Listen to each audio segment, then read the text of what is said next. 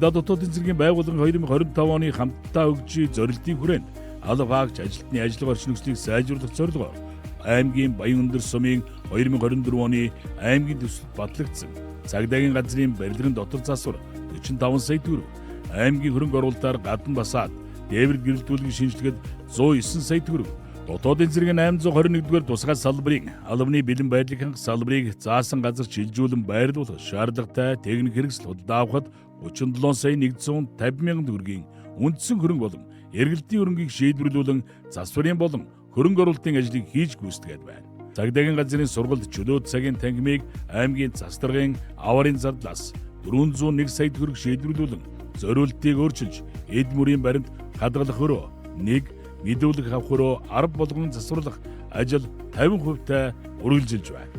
Цагдаагийн ерөнхий газрын санхүү ард талын албанаас энэ оны 6 дугаар сард Ланд 76 маркийн 160 сая төгрөгийн үнэхий тээврийн хэрэгсэл, Орхон аймгийн Баянөндөр сумын цагстрагын тамирын газраас цагдаагийн газарт 141 сая төгрөгийн өртөг бүхий тээврийн хэрэгслийг шийдвэрлүүлэн Honda Star, Орхон аймгийн Жаргалант сумын цагстрагын тамирын газраас Toyota Harrier маркийн автомашинуудыг хүлээн авч албаны үйл ажиллагаанд ашиглаж байна. Орон нутгийн 2024 оны төвчид цагдаагийн газар шаардлагатай хөдөлгөөн тэргүүлийн тээврийн хэрэгсэл худалдаа авах зардал 440 сая төгрөг шийдвэрлүүлэн аймгийн худалдаа авах ажиллагааны газарт 5 тээврийн хэрэгсэл худалдаа авах тендерийг зарлаж Монгол Хүнтэй компани шалгаран гэрээ байгуулан тээврийн хэрэгслүүдийг 2024 оны 4-р сарын 4-ний өдөр хүлээн авч албаны үйл ажиллагаанд ашиглаж байна. Орхон аймгийн цагдаагийн газрын эзэмшилт байдаг 2-ын анх оруулалтын соён ботхонд алба хаагчдын нийгмийн асуудлыг шийдвэрлэхээр Майдер инженеринг констракшн компанитай хамтран цагдаагийн газрын 13 алба хаагчдыг 1 м квадратыг сая 900 мянган төгрөг буюу зах зээлийн үнийн дүнгээс доогуур үнээр хөнгөлөлттэй нөхцөлтэйгээр оруулаж тус байрны барилгын ажил дуусаж энэ оны 10 дугаар сарын 29-ний өдөр улсын комисс хүлээн авч алба хаагч нар орон сууцндаа ороод байна.